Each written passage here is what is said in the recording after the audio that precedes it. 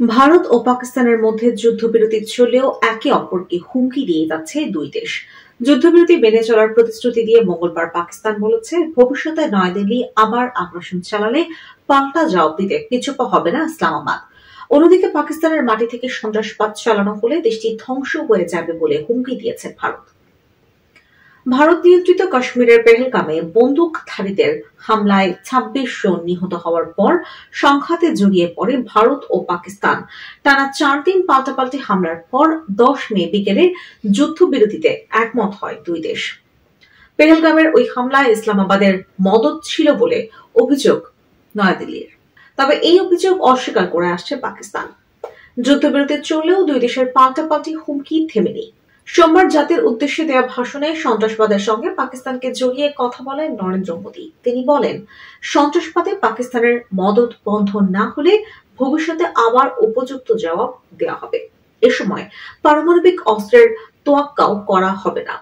এরপর মঙ্গলবার পাকিস্তানের পররাষ্ট্র মন্ত্রণালয়ের এক বিবৃতিতে বলা হয়, মোদীর দেয়া উস্কানিমূলক ও উত্তেজনাকর বক্তব্য দৃঢ়ভাবে প্রত্যাখ্যান করছে ইসলামাবাদ। আঞ্চলিক শান্তি ও স্থিতিশীলতার প্রচেষ্টার মধ্যে এমন বক্তব্য উত্তেজনা বাড়াতে পারে। ভারতের সঙ্গে যুদ্ধবিরতির যে সমঝোতা হয়েছে, পাকিস্তান সে বিষয়ে প্রতিশ্রুতিবদ্ধ বলে উল্লেখ করা হয় বিবৃতিতে। এতে বলা হয়, আঞ্চলিক স্থিতিশীলতা বজায় রাখতে এবং উত্তেজনা কমাতে দরকারি পদক্ষেপ নেবে ইসলামাবাদ। তবে ভবিষ্যতে যদি ভারত কোনো আগ্রাসন চালায়, তাহলে তার দৃঢ়তার সঙ্গে মোকাবেলা করা হবে। ভারতীয় বার্তা সংস্থা পিটিআই জানায়, যুদ্ধবিরতির পর মঙ্গলবার দ্বিতীয়বারের মতো জনসমক্ষে ভাষণ দেবেন ভারতের প্রধানমন্ত্রী নরেন্দ্র মোদী।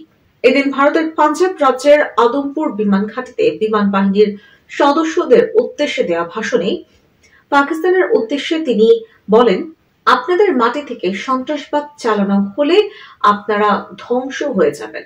ভারতের উপর আবার হামলা হলে দেশটি কি জবাব দেবে সে প্রসঙ্গেও কথা বলেন মোদী।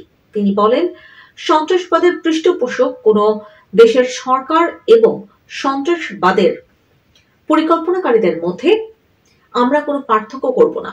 আমরা তাদের ডেরায় প্রবেশ করব এবং এমন ভাবে আঘাত হানব যেন তারা বেঁচে থাকার কোনো সুযোগ না পায়। যুদ্ধবিরতি নিয়ে ভারত ও পাকিস্তানের মধ্যে মধ্যস্থতায় বড় ভূমিকা রেখেছে যুক্তরাষ্ট্র। শনিবার বিকেলে যুদ্ধবিরতির খবর সামাজিক যোগাযোগ মাধ্যমে প্রথম সামনে এনেছিলেন মার্কিন প্রেসিডেন্ট ডোনাল্ড ট্রাম্প নিজেই। পরে সোমবার সামাজিক যোগাযোগ মাধ্যম ট্রুথ সোশ্যালে একটি পোস্টে তিনি বলেন, তার কারণেই ভারত ও পাকিস্তানের মধ্যে সম্ভাব্য পারমাণবিক যুদ্ধ বন্ধ হয়েছে। সংঘাত থামাতে দুই দেশকে বাণিজ্য নিয়ে চাপ দিয়েছিলেন এমন দাবিও করেছেন ট্রাম্প। ট্রুথ সোশ্যালে তিনি লেখেন, আমি বলেছিলাম আমরা তোমাদের সঙ্গে অর্থাৎ ভারত ও পাকিস্তান অনেক বাণিজ্য করতে চাই, তাই এটি অর্থাৎ সংঘাত বন্ধ করো, বন্ধ করলে আমরা বাণিজ্য করব, আর যদি বন্ধ না করো তাহলে আমরা কোনো বাণিজ্য করব না। তবে ট্রাম্পের এমন হুমকির কথা নাকচ করেছে নয়াদিল্লি। সূত্রের বরাতে ভারতীয় সংবাদ মাধ্যম দ্য হিন্দু জানিয়েছে, ৯ মে নরেন্দ্র মোদীর সঙ্গে ফোন আলাপ করেন মার্কিন ভাইস প্রেসিডেন্ট জেডি ভ্যান্স। এছাড়া ৮ ও ১০ মে পররাষ্ট্রমন্ত্রী এস জয়শঙ্কর ও জাতীয় নিরাপত্তা উপদেষ্টা অজিত দোভালের সঙ্গে আলাপ করেন যুক্তরাষ্ট্রের পররাষ্ট্রমন্ত্রী মার্কো রুবিও। তবে এই সময় বাণিজ্য নিয়ে তাদের মধ্যে কোনো কথা হয়নি। মঙ্গলবার সৌদি আরবে সৌদি মার্কিন বিনিয়োগ ফোরামে যোগ দিয়েও ভারত পাকিস্তান প্রসঙ্গে কথা বলেন ডোনাল্ড ট্রাম্প। ফোরামে বক্তব্য দেওয়ার সময় মার্কো রুবিওকে উদ্দেশ্য করে তিনি বলেন, আমি মনে করি ভারত ও পাকিস্তান প্রকৃতপক্ষেই কাছাকাছি আসছে, হয়তো আমরা তাদের আরো কিছুটা কাছাকাছি আনতে পারবো। রুবিও। ভারত ও পাকিস্তানের মধ্যে পাল্টাপাল্টি সংঘাতে কতজন নিহত হয়েছেন মঙ্গলবার তারিখটি হিসেব দিয়েছে ইসলামাবাদ। এক বিবৃতিতে পাকিস্তানের আন্তঃবাহিনী জনসংযোগ পরিদপ্তর আইএসপিআর জানিয়েছে, ভারতে হামলায় পাকিস্তানের মোট ৫১ জন নিহত হয়েছেন, আহত ১৯৯ জন। নিহত ব্যক্তিদের মধ্যে অন্তত ১১ জন সেনা সদস্য রয়েছেন, আর আহত হয়েছেন ৭৮ জন। নিহত বেসামরিক মানুষের সংখ্যা ৪০, তাদের মধ্যে ৭ জন নারী এবং ১৫ জন শিশু রয়েছে। পাকিস্তানি নিহত এই ব্যক্তিদের প্রতি শ্রদ্ধা জানিয়ে মঙ্গলবার একটি বিবৃতি দিয়েছেন দেশটির প্রেসিডেন্ট আসিফ আলী জারদারি।